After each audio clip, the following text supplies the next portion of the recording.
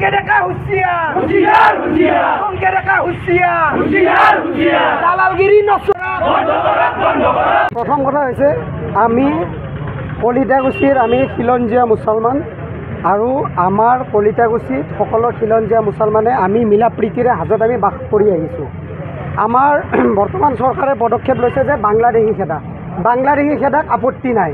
তাত বাংলাদেশী খেদাৰ নামত ইয়াতে কেইটামান হিন্দুত্ববাদী সংগঠনৰ কেইটামান নেতাই মানে দালালগিৰি আৰম্ভ কৰিছে।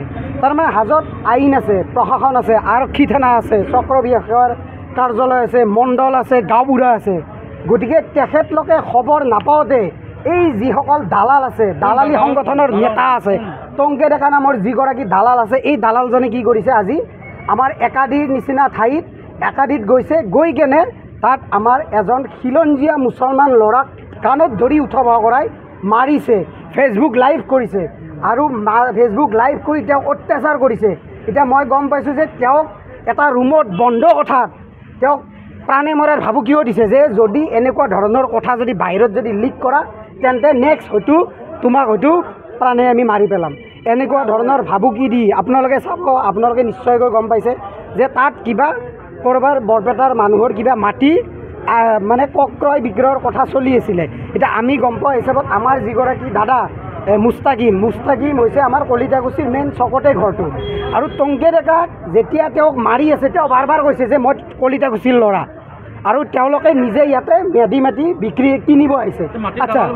আচ্ছা প্ৰথম কথা হৈছে তেওঁ যদি মাটিৰ দালাল, আৰক্ষী আছে, প্ৰশাসন আছে, টংকে ডেকা হুইজ টংকে ডেকা কোন হয়? টংকে ডেকাক কি হাজো আৰক্ষী থানাত ৰাখি থৈ দিছে নেকি? গতিকে টংকে ডেকা হাজো আৰক্ষী থানাত এগৰাকী সুদক্ষ পৰিদৰ্শক বিষয়া আছে, তেখেতে বৰ্তমান শান্তি শৃংখলাভাৱে হাজোখন যিহেতুকে সুৰক্ষিত কৰি ৰাখি আছে। গতিকে তেনেকুৱা ক্ষেত্ৰত আমাক টংকে ডেকাৰ নিচিনা দালালৰ দৰকাৰ নাই নহয়। টংকে ডেকাই আমাক সুৰক্ষা দিব নালাগে নহয়। টংকে ডেকাই আমাক বাংলাদেশীৰ পৰা আমাক ৰক্ষা কৰিব নালাগে নহয়। চৰকাৰ আছে, অসম চৰকাৰৰ মুখ্যমন্ত্ৰী আছে ডক্টৰ হিমন্ত বিশ্ব শৰ্মা ডাঙৰীয়া। গতিকে অসম চৰকাৰৰ ডক্টৰ হিমন্ত বিশ্ব শৰ্মা ডাঙৰীয়া চৰকাৰখন শক্তিশালী বুলি কোৱা হয়। গতিকে তেখেতৰ চৰকাৰখন কি টংকে ডেকাহঁতৰ নিচিনা দালালে তাৰমানে বাংলাদেশী চিলেক্ট কৰিব লাগিব নেকি? হুইজ টংকে ডেকা কোন হয়? আৰু টংকে ডেকাই বাংলাদেশী নে খিলঞ্জীয়া নে কোন হয় তেওঁ বিচাৰ কৰিব লাগে কোন হয়। আৰু তাত মাটি কিনিব গৈছে, যদিহে চৰকাৰী মাটি কিনিব গৈছে তেতিয়াহ'লে তাত আমাৰ আপত্তি নাই। তাক তেখেতক পুলিচত গতাই দিয়ক, থানাত গতাই দিয়ক, আৰক্ষী আছে, প্ৰশাসনে আছে, জেল হাজতত দিয়ক। তেতিয়া আমি ইয়াতে আমি কেতিয়াও নাহিলোঁ হয়, কাৰণ আমি কোনো বাংলাদেশীৰ পক্ষত নাই।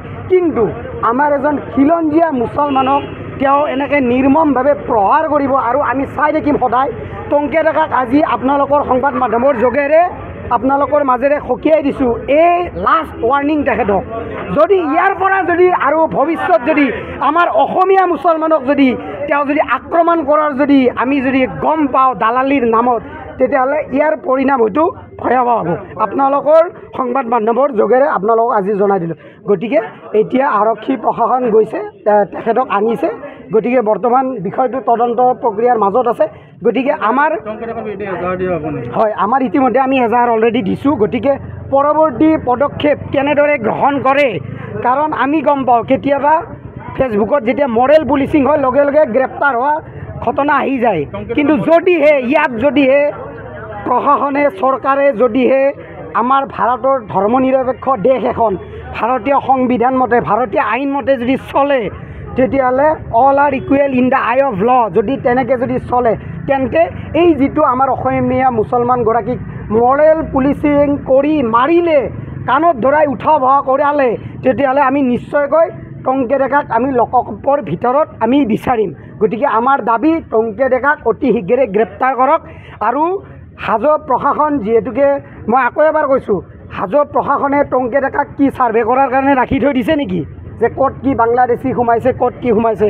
যদি তেওঁক যদি প্ৰশাসনে যদি নোৱাৰে, তেওঁক যদি দায়িত্ব দিছে, তেন্তে আমাৰ ক'ব লগা নাই। কিন্তু আমাৰ খিলঞ্জীয়া গাঁৱত যদি টংকে ডেকাই আজিৰ পৰা যদি ভৰি দিয়ে, তেন্তে কিন্তু কথা বেয়া হ'ব দালালীৰ নামত, এইটো স্পষ্ট কথা।